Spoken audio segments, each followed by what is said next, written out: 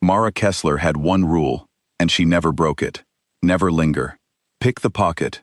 Feel the weight. Vanish before the mark even notices the breeze. That single rule had kept her alive for 3 years on the streets of the city, ever since the night her mother's illness had taken the last of their savings, and then taken her mother too. Mara had learned to survive by becoming invisible, by moving through crowds like water finds the cracks in a wall. She was quick, she was quiet, and she was careful, until the night she was not. It was late autumn, the kind of evening where the wind off the harbor cut through even a heavy coat. Mara was hungry, the kind of hungry that made her hands shake if she waited too long between meals, and she was scanning the crowd outside a private club on the waterfront when she saw him, a tall man in a charcoal coat, phone pressed to his ear, walking with the unhurried confidence of someone who had never once worried about money in his life. 2 other men flanked him, broad-shouldered and silent, but their eyes were on the street, not on him. That was the mistake that made him a target. He looked distracted. He looked like an easy mark. Mara moved without letting herself think too hard about it. She brushed past him at the exact moment his voice rose slightly on the phone, her fingers finding the edge of a leather wallet tucked into the inside pocket of his coat.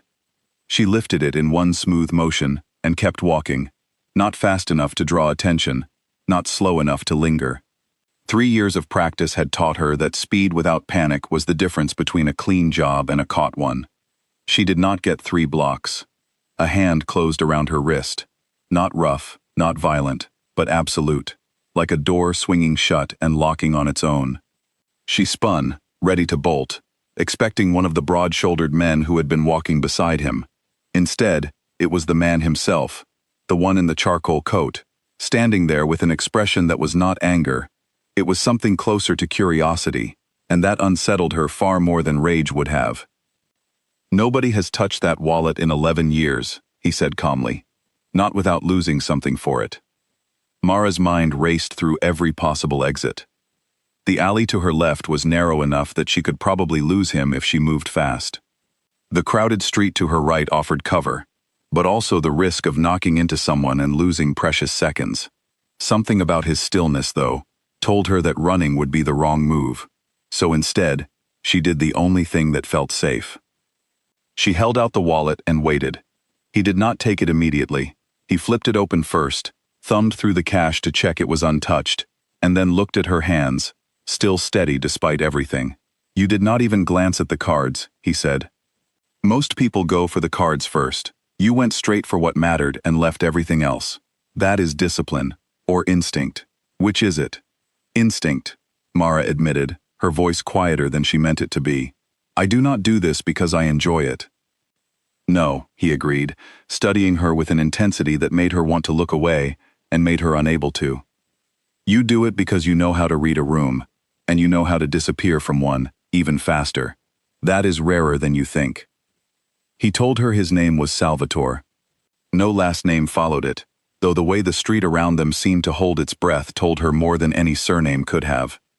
He was, she would come to understand over the following hour, a man whose family had controlled much of the docks and a great deal of what moved through them for 2 generations. And apparently, he had been searching for someone exactly like her. "I have a position open," he said, beginning to walk again, as though the theft had never happened, as though they were simply 2 strangers who had struck up a conversation on a cold night. Not for a thief. For someone who notices what other people miss, who can move through a crowded room without leaving a trace, and who does not panic when a stranger grabs her wrist in the dark. You did not panic tonight. You calculated. There is a difference, and very few people understand it. "And if I say no?" Mara asked, testing the ground beneath the offer. "Then you walk away with an apology, and a story nobody would ever believe if you told it." He shrugged, entirely unbothered by the possibility of refusal. "I do not force people into my world. It does not work if I do. People who are forced make mistakes. People who choose it stay sharp." She should have said no. Every instinct sharpened by 3 years of hunger and cold, and sleeping in places that were never truly safe, told her to walk away and never look back. But there was something in his offer that did not feel like a trap.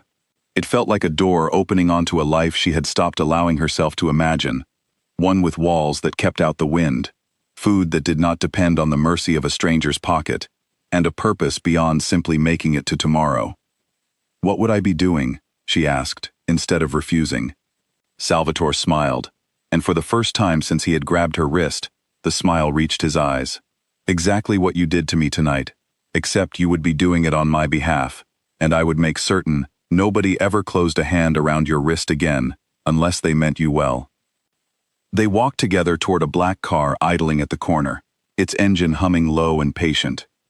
Mara hesitated at the door, one hand on the cold metal, and for a moment, the old instinct screamed at her to run, to disappear into the alley, and never think about charcoal coats or private clubs again. But she thought of the cold nights ahead, the hunger that never fully left her, and the wallet she no longer needed to steal, because it had already been returned. She got in the car. The building Salvatore brought her to was nothing like she expected. It did not look like the kind of place where dangerous men made dangerous decisions. It looked like an old townhouse, warm light glowing behind tall windows, a fire already lit in a hearth that crackled softly when they stepped inside. A woman named Corinne met them in the hallway, introduced simply as someone who managed the household, and within minutes, Mara found herself sitting at a table with a bowl of soup in front of her. Real soup, still steaming, the kind she had not eaten in longer than she wanted to admit. "Eat first," Salvatore said, settling into the chair across from her. "We can talk business after." She ate slowly at first, suspicious of kindness she had not earned, and then faster, as her body reminded her how long it had been since a meal had not come from a dumpster or a stranger's spare change. Salvatore watched her without judgment, and when she finally set down the spoon, he began to explain what he needed from her. He ran, he told her plainly, businesses that operated in the spaces between legal and illegal, spaces where information mattered more than force. He needed someone who could move unnoticed through rooms full of powerful people, someone who could listen without being seen listening, someone who understood that the quietest person in the room was often the most dangerous. He did not ask her to steal again. He asked her to watch, to remember, and to report only to him. "You would have a home," he said, "a real one, not this townhouse, though you are welcome here whenever you need it, your own place, your own money, and my protection, which in this city means more than you might realize." "And what happens if I want to leave?" Mara asked, because she had learned long ago that every offer needed an exit clause examined before it was accepted. "Then you leave," Salvatore said simply. "I told you, I do not force people to stay, but I will tell you honestly, most people who work for me do not want to leave. Not because they are trapped, but because for the first time in their lives, someone finally sees what they are capable of and gives them room to become it." Mara studied him across the table, searching for the trick, the hidden cost, the catch that experience had taught her always existed somewhere in offers this generous. She found none that she could see, though she promised herself she would stay watchful all the same. Trust, she reminded herself, was a muscle she had not used in years, and she was not about to stretch it too far too quickly. "I will try it," she said finally, "but I am not promising forever." "I would not trust you if you did," Salvatore replied, and there was something almost like respect in his voice. The weeks that followed reshaped Mara's world in ways she could not have predicted the night she lifted a wallet from a stranger's coat. She learned to move through galas and dinners in dresses that cost more than she used to earn in a month, learned to smile at powerful men and women while cataloging every detail of their conversations, learned that the skills which had kept her alive on the streets translated seamlessly into a world of silk and shadows.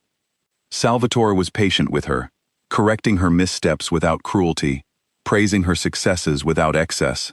Slowly, the hollow, hunted feeling that had lived in her chest for 3 years began, cautiously, to loosen its grip. She still thought, sometimes, about the version of herself who had grabbed that wallet out of desperation, who had expected the encounter to end in violence or arrest, rather than an offer that would change the shape of her entire life.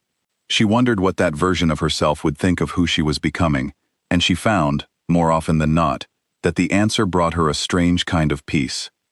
6 months after that first night, Mara stood in the same townhouse where she had eaten her first real meal in years, watching snow fall softly outside the tall windows. Salvatore found her there, a glass of wine in each hand, and passed one to her without a word. "You did well tonight," he said, referring to the information she had gathered at an event earlier that evening, details that would prove valuable in negotiations he had been struggling with for weeks. "Better than well. You have a gift for this." "I had a good teacher," Mara said, and meant it. They stood together in comfortable silence, watching the snow gather on the windowsill, and Mara realized that for the first time since her mother had passed, she was not simply surviving the night. She was living it, fully and without fear of what tomorrow might take from her. The wallet she had stolen that autumn evening had been worth far more than the cash it once held. It had been the key to a door she had not known existed, and walking through it had given her back the one thing she thought she had lost forever: a future worth waking up for. Years later, when people asked Mara how she had come to work for one of the most respected and feared men in the city, she would smile and tell them only part of the truth. She would say that she had made an impression on him one autumn night, that he had recognized something in her worth investing in, and that she had never once regretted saying yes. She never mentioned the wallet, or the desperate hunger that had driven her hand into his pocket, or the 3 years of struggle that had shaped her into someone capable of catching a mafia boss's attention with a single, well-executed theft. Some stories, she decided, were better kept for herself, a private reminder of how far a person could travel from one impulsive decision on a cold city street. And on quiet nights, when the wind picked up off the harbor the way it had that first evening, Mara would sometimes think of the version of herself who had almost run when that hand closed around her wrist. She was grateful, every single time, that she had chosen to stay instead.